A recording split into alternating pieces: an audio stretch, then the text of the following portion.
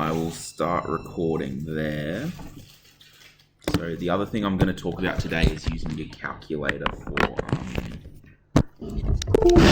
the regression analysis, how to do it. Just go back to the OneNote. I've chucked a new page up there. So if you have a look at the OneNote up here and you go to using the calculator, oh, it's not on the projector, my bad. So you have those. There we go. No, it doesn't use that one. Should be up in a moment. Okay, basically what's up on the projector will be there in a second. Are these ones. So depending on your calculator, the Sharp has a different way of doing it, but then an Abacus or a Casio are the same. From what I can tell, it's the same calculator, just branded differently. So they have the same functionality. And if you're struggling using that, I found a couple of videos for each one that goes through how to use the regression analysis tools on it. So if you, especially for the people at home, if they want to have a look at those ones, it will hopefully give them a bit of a better idea of what to do. The other thing I chucked up today, for those people at home, I have put the answers to that practice exam just in that lesson 3 area, so that you can go click that at home. I think we're going to email that out as well for those people that can't get OneNote. Won't load anything. Yeah, I'm having trouble actually getting it to sync at the moment just because the servers are getting hammered. As well, we'll send out this for those of you that don't have it, which is just for each question a similar one as well. What we're going to do today, though, I'll go to my working space. We've had a few requests for different questions to have a go through. So, we have been asked to go through question 2, question 3A, question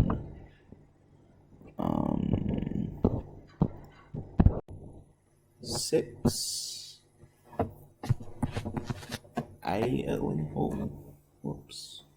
question 6A, question 7, question 9,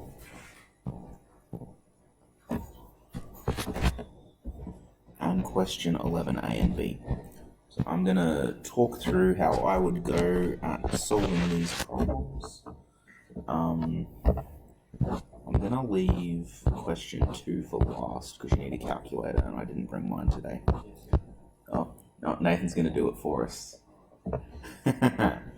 So we need to find the at values of a and b in the linear equation y equals a plus bx. So what it's asking us to find is a and b.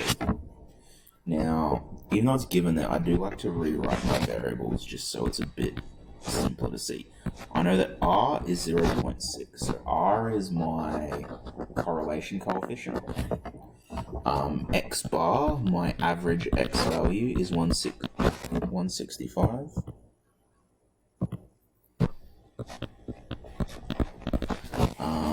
Y bar is 62.3.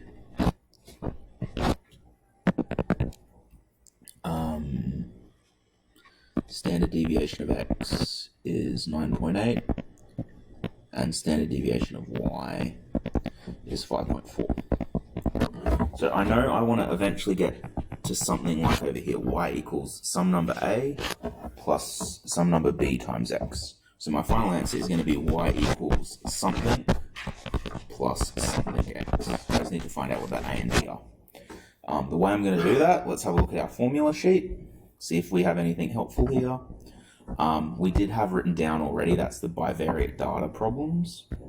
We're just going to look for a relevant area on the formula sheet. It is on here somewhere. On the statistics area. Here we go. So, here we go. A and B. A equals y bar minus b times x bar. So we have y bar and we have x bar. We don't have b. And I can find b by finding r times sy over sx. So let's find b first. B equals r times sy over sx. Give it a second. Okay, so b equals r times sy divided by sx. R is 0.6. So why am I putting equals? Times sy is 5.4. And sx is 9.8. So we just need to do 0.6 times 5.4 divided by 9.8. What's that give us, Nathan?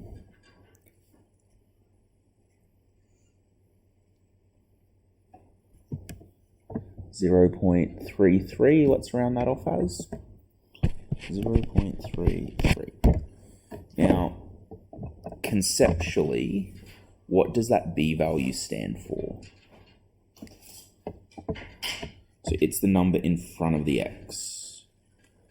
So the number attached to the x. There's two things in our regression line. There's the y-intercept and the gradient. So which one would that be, the y-intercept or the gradient? B is the gradient, yeah. Because it's attached to the x. What that means is it tells you how fast you go up or down, depending for each step across you go in the x.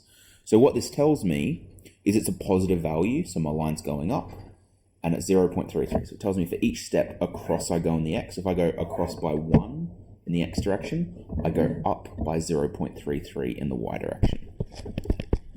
So that's all that means. Now let's just jump back to our formula sheet. To find a now, a little bit easier, it's y bar minus b times x bar. So a equals y bar minus b times x bar. Y bar is 62.3, b is 0.33, and x bar is 165. So what's that give us, gents? Do you have an answer? 7.85. So there, that's the answer to question 2. Our values of a and b in the linear equation are, well, for a it's 7.85 and for b it's 0.33. So our linear equation will become y equals 7.85 plus 0.33x. And that's all there is to that one. Okay. So question 3a is our next request.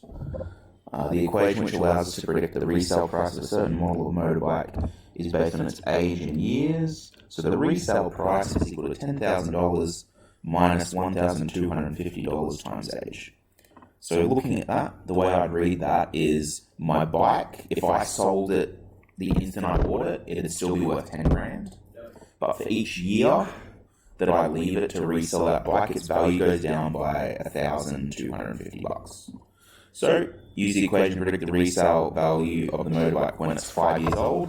So the resale price is just going to equal 10,000 minus 1,250 times 5. And what's that give us?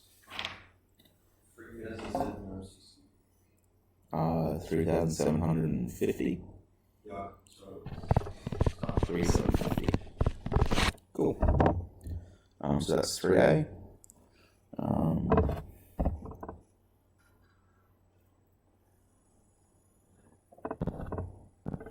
Okay, question 4 is the next request. No, it's not. No one requested 4. 6 is our next request. 6A specifically.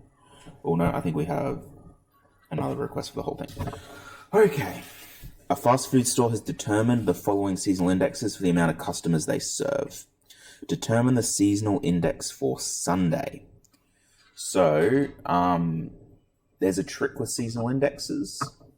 If I had 4 seasons, my seasonal indexes would have to add up to 4. If I had 10 seasonal indexes, they have to add up to 10. In this one, I have 7, so I know that these numbers have to add up to 7. So I know that the seasonal index for Sunday will just equal 7 minus those numbers added together. 0.5 plus 0.3 plus 0.5 plus 0.6 plus 1.2 plus plus 2.1. And what does that give us? Our seasonal index 1.8. Sweet. Okay, interpret this seasonal index in terms of the variables of the question. So this is just asking now, what does that mean? It's great we have that number 1.8. What does that tell us about anything? So the 20 words or less definition of a seasonal index is it's a measure, a comparative measure of how much you sell on a day or a season or whatever. The average would be what? The average would be 1, yeah. So, looking at this is a fast food store for the amount of customers they serve. What day, and let's draw in the 1.8, what day has the most customers? Yep, the least. Tuesday. Tuesday, yeah, 0.3. So in terms of, on Wednesday, I would read that as they serve half the average customers. On Saturday, they serve 2.1 times the average amount of customers. They serve 110% extra than the average. So for this one, 1.8, that tells me on a Sunday, 80%, or sales are 80% above average, is probably a better way to say that. Or there are 80% more than average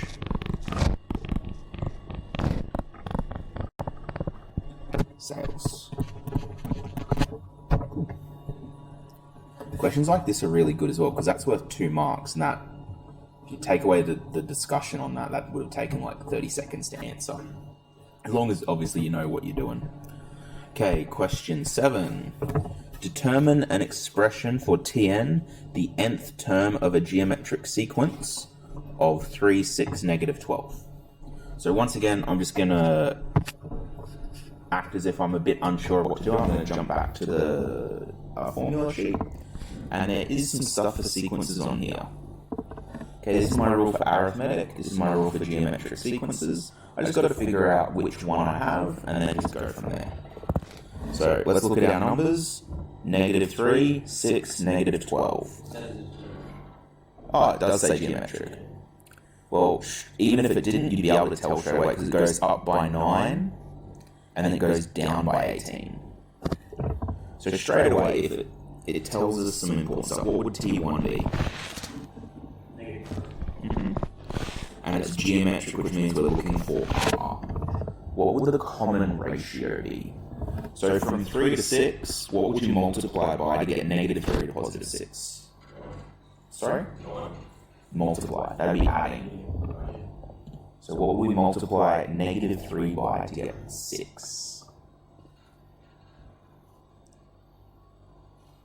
You're close. Negative 2. Because we've got to flip that negative back to a positive, so it has to be a negative number. And then 6 is double 3, so negative 2. Then to get from 6 to 12, would it be negative 2 again? 6 times negative 2? Negative 12? Yep. So my common ratio is negative 2. So all we've got to do is sub that into our rule. Tn equals T1 times R to the n minus 1. And I said T1 is negative 3 times negative 2 to the n minus 1. And that's all it wants. It just wants an expression. We don't need to solve it. We don't need to do anything more. Done. So that's another one. Easy 2 marks. Next question is 7. Oh no, that was 7. Sorry, next question is 9.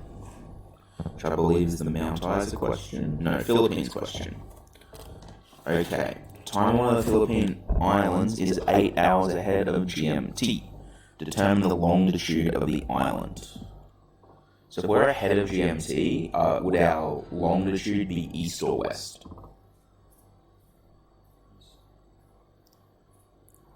No. Because east of London is negative time, west of London is positive time. So we know we're 8 hours ahead. How many hours relates to a degree? How many degrees relates to 1 hour of time difference? Okay. And if you, I'll just make that a bit bigger. If you don't remember that, just think, everywhere around the world is like at one time. So like you can't have two places. There's not two different time zones, I mean, where it's 11 p.m. That's all in one time zone. So that means there's one of every time zone. So around the whole world is 24 hours. There's also 360 degrees. So you can just go 360 divided by 24, and that will tell you how many degrees in each of those hours, which will end up being 15 degrees. So, if we draw a little globe, this is GMT. We're ahead of it, so we're over here. Philippines is P for Philippines. It's over to the west. So its longitude will be equal to 15 degrees for each hour it's ahead. 8 degrees west. 15 times 8 is 120. 120 degrees west. Okay. So identify the time in London when it's 2 a.m. on the island. So the important thing to realize is that London is 0 GMT, because Greenwich is right next to London, so it's in that 0 GMT spot. So if it's 2 a.m. on the island, London will be 8 hours behind that. So that would be 6 p.m. previous day.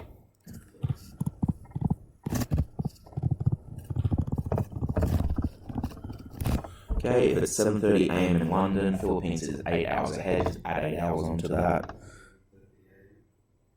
7:30 a.m. is what it's in London, so we've got to find it on the island.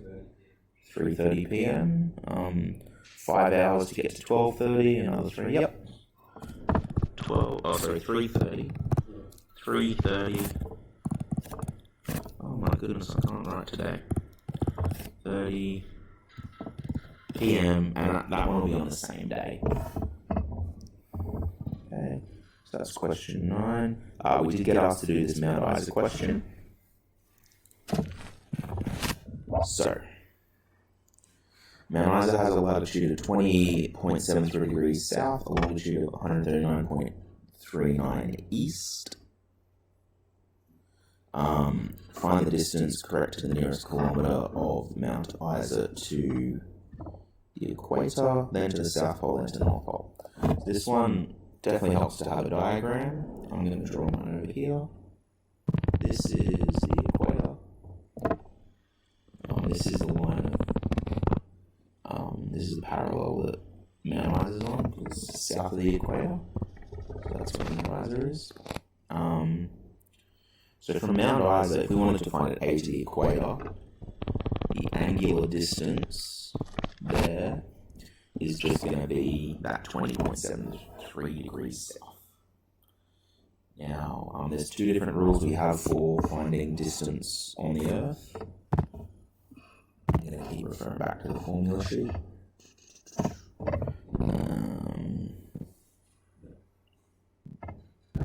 On the first page. Here we are. Earth geometry. So we have 111.2 times angular distance, 111.2 cos theta times angular distance. Are we going to use the cos theta one or not? How come? Yes. We won't be. But do you know why? No? Do you know? So, what lines are the same distance? So you have longitude. All lines of longitude are the same distance. So you only need one rule.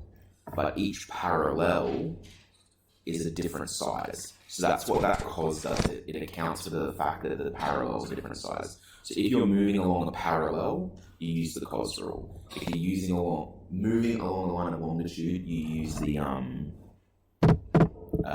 non-cos rule, which is the 111.2 times angular distance.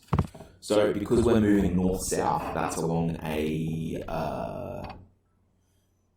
meridian. So you can just say that my distance is equal to 111.2 times 20.73. Do you have an answer for that one? Cool.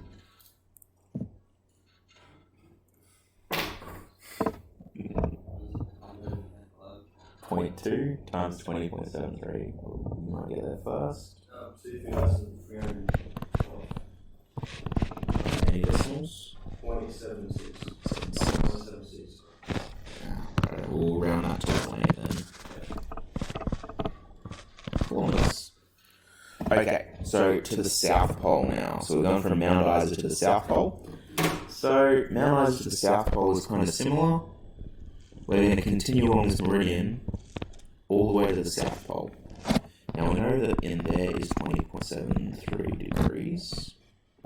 So if you're starting at that line, 20.73, so let's take a step back. If you started at the equator and you went all the way down to the South Pole, how many degrees would that be? 90. Yeah, 90 take 20.73. So the distance will equal 111.2 times... I'm going to do this in one step just to make it less calculating. That number, 111.2 times, and then in brackets, 90 minus 20.73. So about just under 70 degrees. 69.17. And what's that give us as a distance then?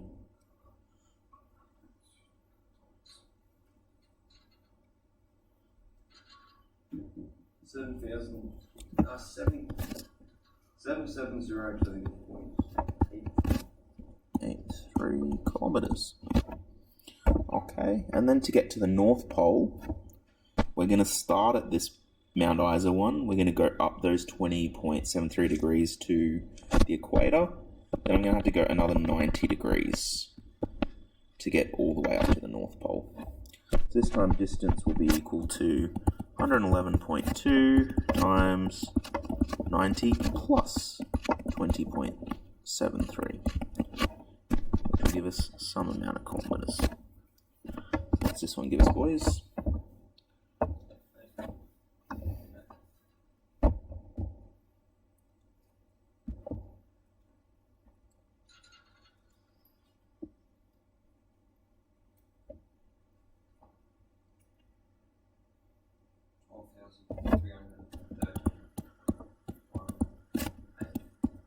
There you go. Okay, so of the questions we got asked to look at, we only have 11A and B left. So let's do those ones now. So we've got 2.5 marks here. So Donald invested 50 grand into a bank account. He'll be paid simple interest at the rate of 2.5% of the investment per annum. Find an expression for the value of the investment after N years. Okay. So we just need to make a rule, essentially. So the value V is going to equal to, now we have said this is a sequences problem. So let's try and set it up like it was a sequences problem. You can do it that way. It'll probably be easier for B if you have it in the form of that sequences thing though. So instead of V, why don't we just say, I'll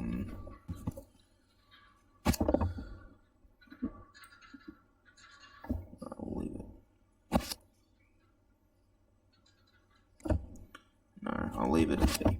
So the value of the investment, well, you're going to have what you initially put in, so which is going to be 50,000, plus you're going to have the interest, and the interest is just, and this is where your simple interest rule sort of would come in, 2.5% of that times the number of years it's been in. So that would be, no,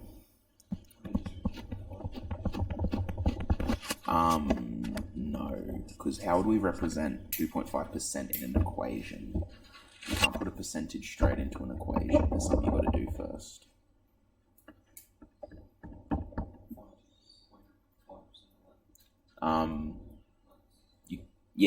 I'm sort of doing it all in one step though. But if you had to put 2.5%, like you wanted to multiply something by 2.5%, you can't use the number 2.5. What number do you use? put it this way: if you wanted to find 50% of something, what do you use instead of 50%? 0.5. So you divide it by 100. Yep. So you've got to divide this one by 100 too. So it would be 0.025 and then times n. And if you want to find what 0.025 of 50,000 is, you can. And let's do it just for simplicity. It's always nice to have a cleaner equation than we...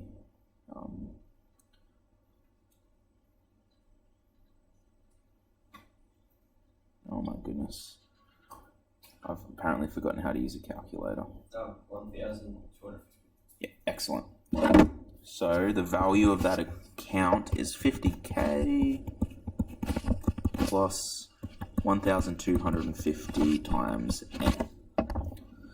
Okay, Donald leaves money in the account. After how many years will the total investment be worth $60,000? So I know this time V is equal to 60,000. So I can then substitute in 60,000 is equal to 50,000 plus 1250 n. Once you're there, all you got to do is rearrange that using algebra. So minus 50,000 from both sides. Minus 50,000 gives us 10,000 equals 1250 n. Once you're there, just divide both sides by 1,250. Unless I'm very much mistaken, n should equal 8. Pretty sure.